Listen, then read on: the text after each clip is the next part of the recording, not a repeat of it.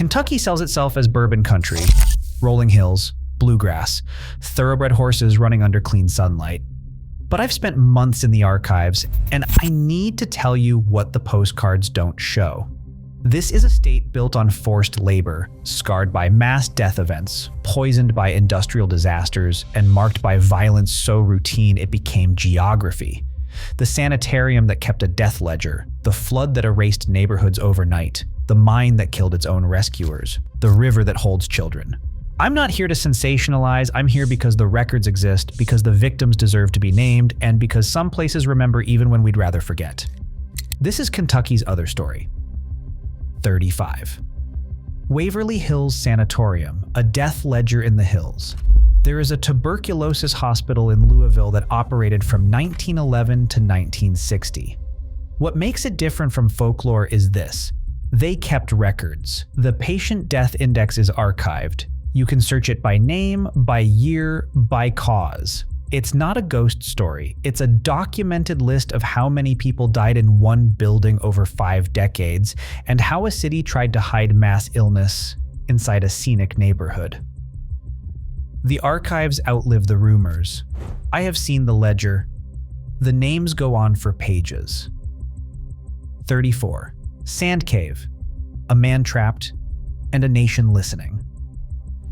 On January 30th, 1925, cave explorer Floyd Collins became trapped in Sand Cave. His leg was pinned under a boulder in a narrow passage. Rescuers could not reach him. The story became a national obsession. Radio updates, newspaper reporters camping at the surface, crowds gathering to watch a man die slowly underground. He lasted 2 weeks. By the time they reached him, Floyd Collins was already dead. Kentucky's darkness here is not murder, it is spectacle. Disaster, media, and helpless waiting. The cave became a stage, and the country could not look away. 33. Beverly Hills Supper Club, the night Kentucky burned alive. May 28, 1977. A catastrophic fire at the Beverly Hills Supper Club in Southgate killed 165 people, one of the deadliest nightclub fires in United States history. It was a Saturday night, dinner and a show, then smoke in the hallway. Exits that did not work. Victims found near exits that opened inward. I have stood in that parking lot knowing what happened beneath the concrete, and the silence feels wrong. This was not fate. It was crowd density, building codes, and seconds to choose between staying and burning or running into smoke. The victims did not have time to be afraid the right way. 32. Scotia Mine, 2 explosions, 1 rescue. More dead. March 9th, 1976. An explosion deep inside Scotia Mine killed miners. Rescue teams went down to bring them out. Then a second blast happened during the rescue operation. 26 people died in total. The mine became a trap twice. Even the rescuers did not come back. There is no easy way to say this. The ground that was supposed to give them a living took them instead, and when help arrived, the ground took them too. The disaster compounded itself. The second wave killed just like the first. 31. Martin County, the slurry flood nobody drinks from. October 11th, 2000. A coal slurry impoundment collapsed in Martin County. 300 million gallons of black waste were released into underground mines and waterways. Think of it like environmental true crime. The sludge moved through creeks the way a body gets disposed of, slow and methodical, poisoning everything downstream. The water turned black. Fish died. Wells were contaminated. And the thing about slurry is it does not evaporate. It settles. It waits. Decades later, the cleanup is still monitored. Capped does not mean gone. The horror here is administrative. It is not one night of terror. It is generations of not being able to drink from your own land. 30. The Paducah Gaseous Diffusion Plant is a nuclear-related industrial site in Paducah, Kentucky. For decades, it processed uranium. The contamination is documented. It affects soil and groundwater, legacy waste that requires ongoing cleanup efforts. The horror here is invisible. You cannot see radiation, you cannot smell it. Government reports confirm it is there in the dirt and in the water table, moving slowly through land that looks peaceful. Kentucky's beauty above, the chemical math below. This is what they mean when they say invisible hazard.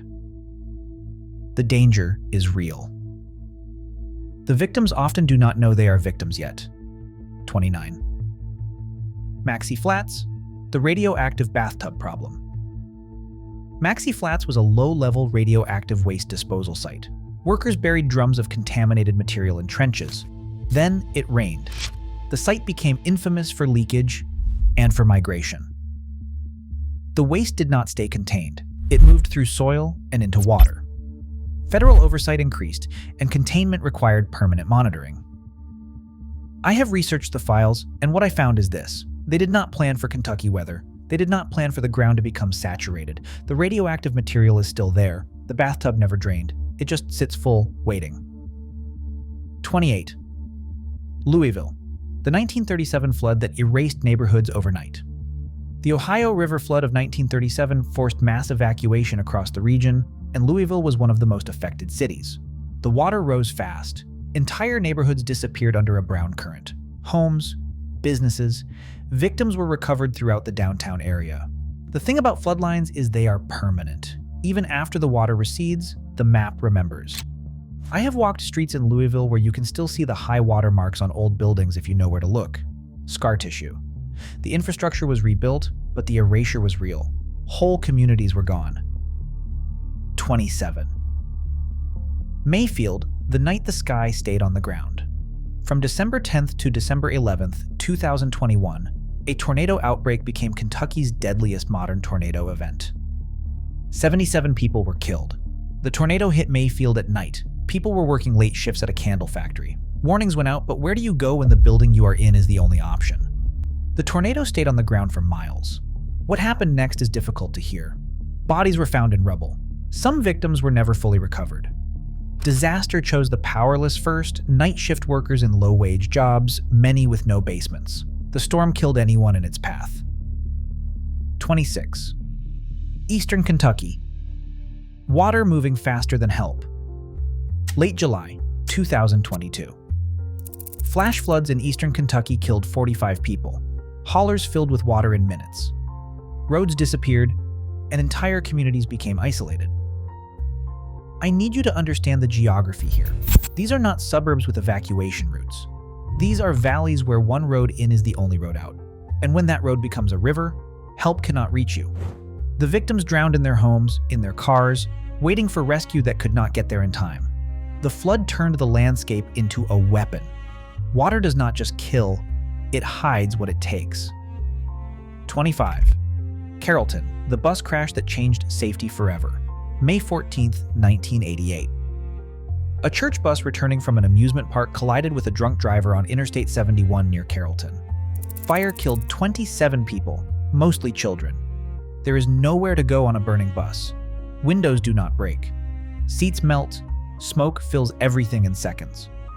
Witnesses heard sounds from inside. Victims were found in their seats. One decision. One roadway. One flame front. The crash changed bus safety regulations nationwide, but it did not bring back the children who died that Saturday night. 24. Prestonsburg, the school bus beneath the river. February 28, 1958. A school bus carrying students home plunged into the Levisa Fork River. The driver lost control on an icy bridge. 27 people died, 26 students and the driver. The water was freezing and the current was strong. The bus sank fast. I have stood on that bridge, and there is a heaviness you cannot explain. The town watched the river hold its dead. Some bodies were not recovered for days. Divers went down into cold darkness, pulling children out one by one. The nightmare visual stays consistent: icy water, trapped kids, windows you cannot break from inside. The river took them and did not let go easily. 23. Harlan County. Bloody Harlan wasn't a metaphor. Labor violence in the 1930s coal fields, shootings, intimidation, deadly conflict between miners and company enforcers. Harlan County became nationally known as Bloody Harlan. The violence was documented, prolonged, and brutal. When a company town becomes a battlefield, neutral does not exist. You work, or you are blacklisted. You organize, or you are beaten. You strike, and people die. The conflict turned hollers into war zones. Families chose sides. Blood feuds started over union cards. This was not abstract labor history. This was men killing each other over wages and the right to breathe clean air underground. 22. Western Kentucky, the Night Riders. The Black Patch Tobacco Wars ran from 1904 to 1909. Organized night raids, masked crowds enforcing tobacco prices with fire.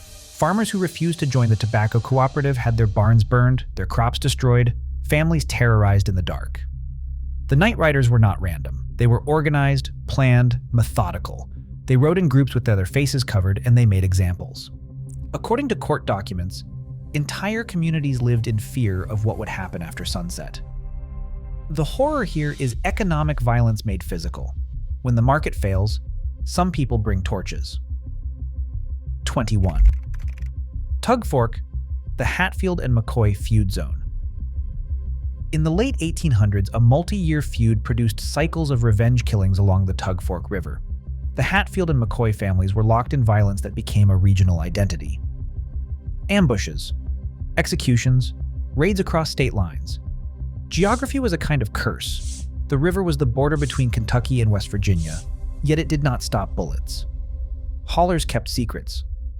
Family names became warnings. Bodies were found in creeks, on ridges, in cabins burned to the ground. The feud lasted decades. Some say it never really ended. The land remembers who killed who.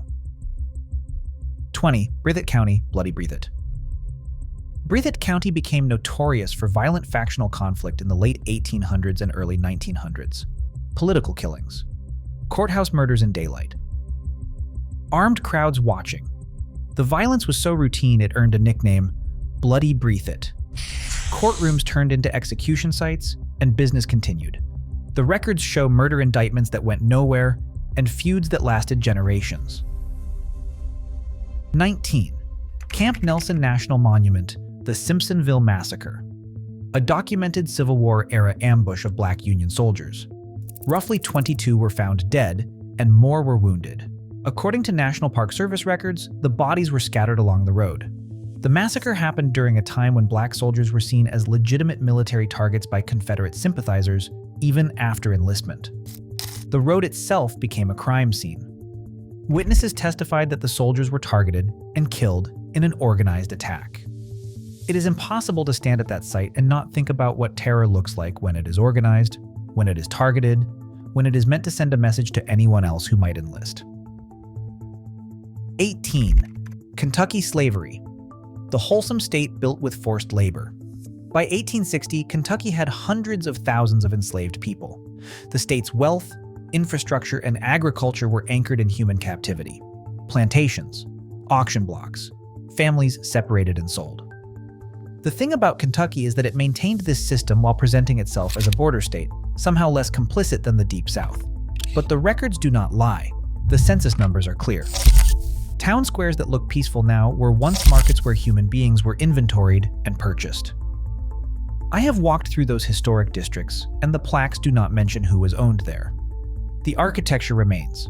The truth gets edited out. 17. Racial terror lynching, the violence that was public on purpose. The Equal Justice Initiative documents over 4,000 racial terror lynchings in the United States during Reconstruction through the World War II era. Kentucky is part of that legacy. This was not just Deep South history. Lynchings happened in Kentucky. Public murders designed to terrorize Black communities. Bodies left hanging as warnings. Crowds gathering to watch. Photographs taken as souvenirs. The horror here is the intentionality. This was not hidden violence. It was spectacle. It was meant to be seen, remembered, feared. And it worked. Generations grew up knowing what happened to people who stepped out of line. Some places remember. This is one of them. 16. Owensboro, the last public hanging in America. August 14, 1936. Rainey Bethia was publicly hanged in Owensboro. It is widely cited as the last public execution in the United States. Thousands of people attended. Vendors sold food. Photographers set up equipment. The execution was justice as entertainment. The crowd watched a man die, and then they went home. What happened next tells you everything. The country quietly decided it looked too much like what it was. Public executions ended not because of a moral awakening, but because the optics were bad. The killing continued. It just moved behind walls. 15. Kentucky State Penitentiary. Execution as routine. Kentucky's historic penitentiary is deeply tied to the state's death penalty history. The electric chair era. Executions as infrastructure. This was not designed to rehabilitate. It was designed to end. Thick walls, isolation cells, a room built for killing. According to state records, men were executed on schedule, documented, and buried in prison grounds. The horror is not spectacle. It is routine. How a state kills its citizens and calls it justice over and over, until it is just another line item in the budget. 14. Lexington, the city built on horses and a shadow economy. Lexington sells itself on thoroughbred wealth. Horse farms, bluegrass estates, old money. But I have researched the corridors where money moves, and there is always a shadow economy. The hidden labor, the addiction patterns that follow wealth, the exploitation that happens when one industry dominates a region so completely that everything else bends around it. This is not a specific accusation, it is a pattern. Two Kentuckys existing in the same zip code. The display economy and the one that supports it, invisible. I have walked those farm roads at dawn, and you can feel the separation.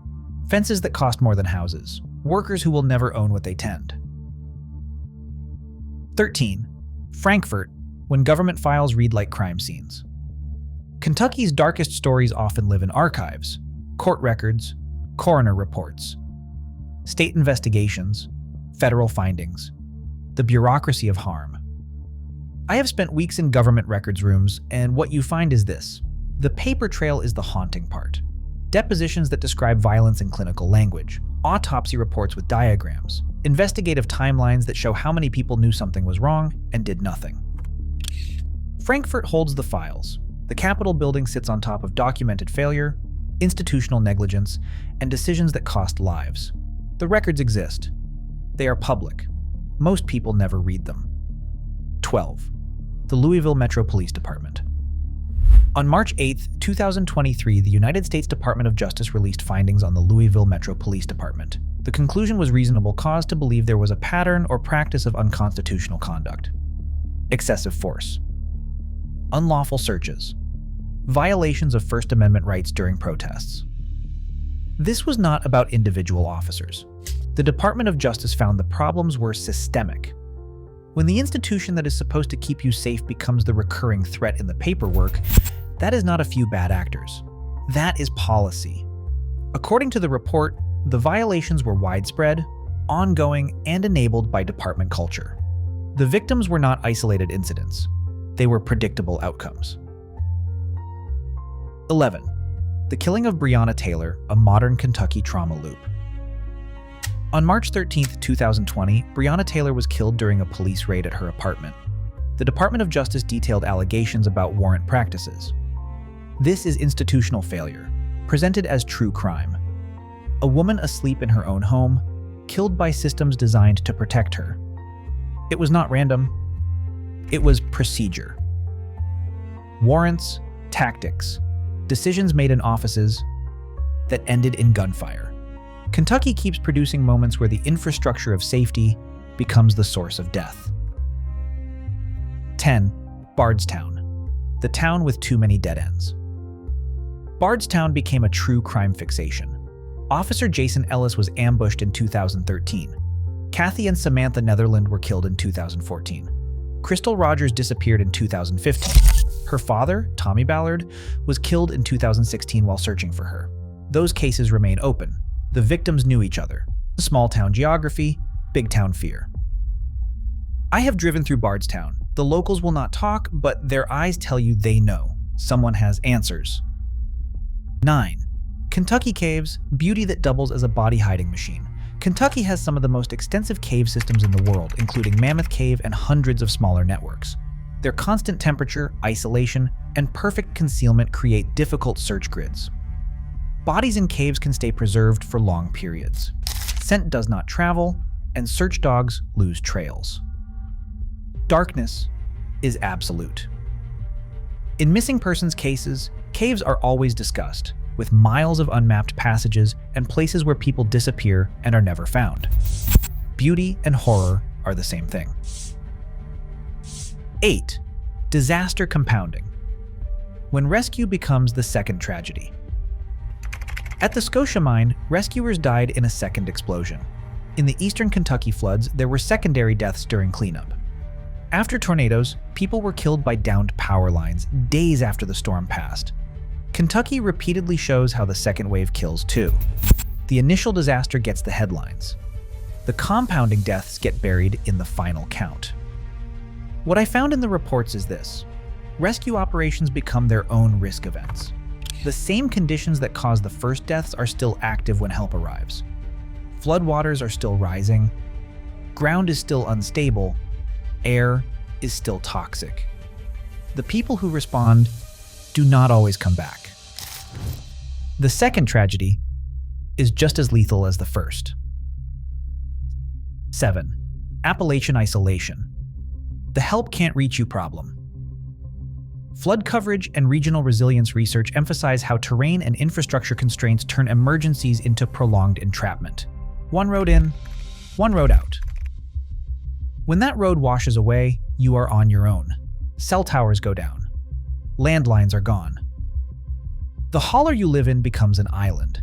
I have walked those ridges, and there is a heaviness you cannot explain. The isolation is not romantic. It is a tactical disadvantage during disaster. Emergency services cannot get to you in time. Helicopters cannot land. The geography that looks beautiful in photographs becomes a cage when the water rises or the tornado drops. People die waiting for help that is trying to reach them but cannot. 6. Coal country's uncounted damage, injuries, disease, and the quiet death toll. Bloody Harlan is a violent story. But the broader coal history is chronic harm, unsafe work, black lung disease, and long-term health costs that do not make headlines. Miners die decades after they leave the mines, their lungs destroyed by dust. The thing about this damage is it is uncounted. Death certificates say respiratory failure. They say heart failure. They do not say the mine killed you 30 years after your last shift. According to health research, coal communities have elevated rates of illness that track directly to extraction work. The industry took their labor, their health, and their lives on an installment plan. 5. Fire as Kentucky's recurring killer. Beverly Hills Supper Club. 165 dead. The pattern is clear. Crowded leisure spaces, smoke, and only seconds to choose an exit combine to produce mass fatality. Fire does not give you time to think. It gives you enough time to make one decision, and that decision is usually wrong. Smoke inhalation kills before the flames reach you. Panic kills. Exits that open the wrong way kill. Kentucky's fire history is a lesson in how architecture becomes a death trap when something goes wrong. The recurring killer is not the fire itself. It is the buildings we gather in. 4. Water as a grave. Buses, floods, rivers that keep what they take. Prestonsburg, 1958. The Eastern Kentucky floods. 2022. The same visual truth. Water does not just kill, it hides. Victims trapped in submerged vehicles. Victims swept miles downstream. Search teams dragging rivers for weeks. Water is patient. It holds what it takes until the current decides to give it back. Sometimes that is days, sometimes never. The rivers in Kentucky have a body count that spans centuries. Drownings, floods, accidents. The water keeps moving, and underneath, it keeps everything. 3. Capped doesn't mean gone. Toxic sites across Kentucky, coal slurry, nuclear waste legacy, industrial contamination, these places don't end. They become monitoring regimes. The horror becomes administrative. Quarterly reports, groundwater testing, containment inspections. The poison is still there. It's just managed now. Capped, fenced, signs posted. But the material doesn't break down. It waits. And the communities nearby live with the knowledge that the ground beneath them is compromised forever. This is long-term harm, generational harm, the kind that doesn't resolve. 2. Kentucky's real twist. The pretty places are the scarred places. Sanatorium hills, cave country, river towns, courthouse squares. Kentucky's postcards sit on top of burial, disaster, and erased history. The tourism economy sells beauty, and the beauty is real, but so is everything underneath. The farmland is scarred by labor violence. The rivers are graveyards. The forests hide contamination. This is the twist. You can love the landscape and still acknowledge what happened there. The two things coexist. Kentucky does not stop being beautiful because it is violent. It just means the beauty costs something. 1. Closing unease, the state that looks calm but reads violent in records. Kentucky is not just bourbon and bluegrass. It is mass death events, environmental legacy harm, faction violence, and documented institutional failures, all layered into the land. I have spent months in the archives, and what stays with me is this. The state looks calm. The hills roll gentle. The rivers move slow. But the records tell a different story. A story that reads violent. The records show people trapped, poisoned, killed by policy, killed by disaster, and killed by each other. The unease is not about ghosts. It is about documentation, about knowing what happened and watching the landscape refuse to show it. Some places remember. Kentucky remembers. You just have to be willing to read what is written down. If you've made it this far, you understand what this channel is about. I do not do this for shock value. I do it because the archives exist, because the victims deserve to be named, and because forgetting does not make history disappear. It just makes us unprepared when it happens again. If that kind of research matters to you, subscribe. There are more stories like this. More states with archives that need opening. More uncomfortable truths that will not tell themselves.